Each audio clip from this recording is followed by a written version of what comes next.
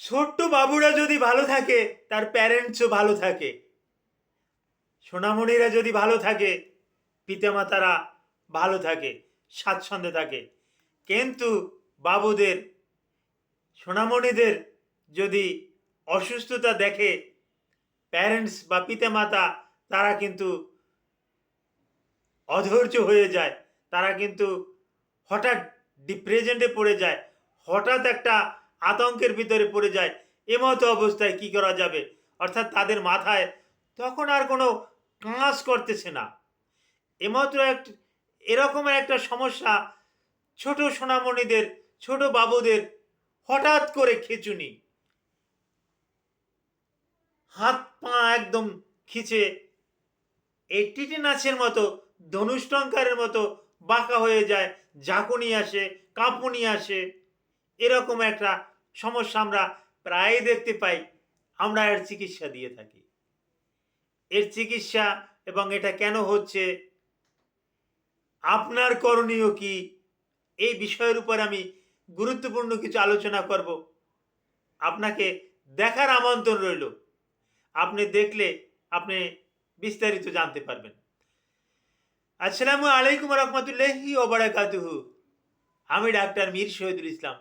আমার চেম্বার শুভেচ্ছা 255, ঐতিহ্যবাহী শেখঘাট, সিলেট। যে গুগলে গিয়ে ডাক্তার মীর শহীদুল ইসলাম কথাটি লিখে সার্চ দিলে আপনি আমার সম্পর্কে বিস্তারিত তথ্য পেয়ে যাবেন। জি দর্শক শ্রোতা, আলোচনা করব শিশুদের খিঁচুনি সম্পর্কে। আমাদের চেম্বারে তাৎক্ষণিকভাবে নিয়ে আসে, কোলে করে নিয়ে আসে খিঁচুনি অবস্থায়, তখন তাকে বুঝাই এবং তাৎক্ষণিক একটা ট্রিটমেন্টও দেই। কিন্তু না, ওরকমের তড়িঘড়ি কিন্তু করা যাবে না। আসলে খিঁচুনিটা মূলত কি, এই খিঁচুনিটা কেন হয়? শিশুদের খিঁচুনিটা বিভিন্ন কারণে হতে পারে। কারণগুলো আগে বলছি। একটা তো কারণ ম্যানিনজাইটিস, বাচ্চার ব্রেনের সমস্যা, বাচ্চার নিউরনের সমস্যা,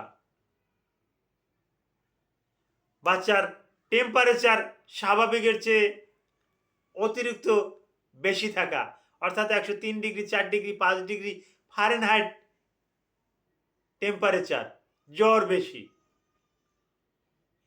বাচ্চার ইনডাইজেশন, বাচ্চার ইনসোমনিয়া, বাচ্চার অনিদ্রা, জেনেটিক্যালি একটা কারণ, হিস্টেরিয়া, এপিলেপসি, মির্গি, এই সমস্ত কারণে বাচ্চাদের খিঁচুনি হতে পারে। যে কারণেই খিঁচুনি হোক না কেন, আপনি অপচিকিৎসায় যাবেন না। তাৎক্ষণিকভাবে বাচ্চার মুখে একটু পানি দেবেন না, মাথায় পানি দেবেন না, এই কাজটা করবেন না। আপনার মাথাটাকে একদম ঠান্ডা রাখুন। মনে রাখবেন, খিঁচুনিজনিত কারণে সাধারণত বাচ্চার প্রাণ বিয়োগ ঘটে না, বড় ধরনের কোনো একটা সমস্যা হবে না। সুতরাং আপনি মন মানসিকতা ঠান্ডা রেখে ধীর স্থিরভাবে পরিকল্পনা করুন। আপনি আপনার বাবুকে একটা ভালো নরম বিছানায় শুইয়ে দিন এবং উবুত করে শুয়ে দিন, যাতে যদি ও বমি করে, বমিটা যাতে নিচে পড়ে। কারণ অনেক সময় খিঁচুনির ভিতরে বমি এসে বমিটা শ্বাসনালীতে চলে গিয়ে প্রাণ বিয়োগ ঘটতে পারে। সুতরাং আপনাকে কিন্তু বেশ কিছু কৌশল অবলম্বন করতে হবে, যাতে শ্বাসনালীতে ঢুকে না যায়। অনেক গার্ডিয়ানে করেন লগ অফ জ, দাঁতে দাঁত লেগে যায়, চামচ দিয়ে এভাবে এভাবে করে করে দেয়, এতে দাঁত ভেঙে যায়, জিহ্বা কেটে যায়। না, এটা করা যাবে না। আপনি শোয়াই রাখবেন, শোয়াই রাখবেন, এতটুকুই। সুযোগ হলে এই লক্ষণগুলো একজনে নোট করবেন, আপনার অ্যান্ড্রয়েড সেট দিয়ে আপনি ভিডিও করে রাখবেন, পরবর্তীতে ওইটা আমাদেরকে দেখাবেন। আমাদেরকে দেখালে আমরা বুঝতে পারবো যে আসলে কি কি কারণে তার এই যে কন্ট্রাক্টটি হচ্ছে, কি কারণে তার খিঁচুনিটা হচ্ছে, আমরা বুঝতে পারবো। আচ্ছা, এই এই খিঁচুনি যদি হয়ে যায়, তো আপনার করণীয় কি? আপনি উবুত করে শোয়াবেন, ওকে নরম জায়গায় ছোঁয়াবেন। ধারে কাছে কোনো ধারালো চাকু বা বডি, দা ইত্যাদি যাতে না থাকে, কারণ ঝাঁপ দিয়ে ওর উপরে পড়তে পারে, যার জন্য ওগুলো একটু দূরে রাখবেন। আর আমাদের কাছে নিয়ে আসলে আমরা এগুলো দেখি, জিনিসটা কি, কোত্থেকে কি আসলো, এগুলো দেখি। যদি টেম্পারেচারের জন্য হয়ে থাকে, টেম্পারেচার কমানোর জন্য কিছু অ্যানালজেসিক দিয়ে থাকি। যদি আরও অন্য অন্য কোনো ব্রেনের কোনো কারণে আসে থাকে, কার্বামাজেপিন কার্বামাজেপিন দিয়ে থাকি। তারপর আসে ফেনোবারবিটাল দিয়ে থাকি। তারপর আসে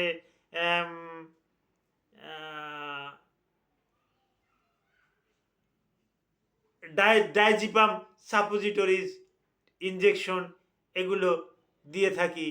হ্যাঁ, হিপনোটিক ড্রাগ দিয়ে থাকি। এ জাতীয় রোগীর উপরে ভিত্তি করে এক একটা ঔষধ আমরা দিয়ে থাকি। তো কে কোন কারণে তার খিঁচুনি আসলো, এটা আমাকে উপলব্ধি করতে হবে। যে তার মির্গি কিনা, এপিলেপসি কিনা, এ জাতীয় এই বিশেষ করে এই সিজারটা কেন হলো, এগুলাকে আমরা পুরোপুরি একটা অনুধাবন করি। অনুধাবন করে তারপরে কিন্তু আমরা চিকিৎসায় যাই। তো আপনাদের ঘাবড়ানোর কোনো কারণ নাই, আপনাদের দুশ্চিন্তার কোনো কারণ নাই। আপনি ডাটাটা সংগ্রহ করবেন এবং আপনার যত দ্রুত সম্ভব ডাক্তারের কাছে নিয়ে আসবেন। ডাক্তার জেনে শুনে শিশুটার চিকিৎসা করবে।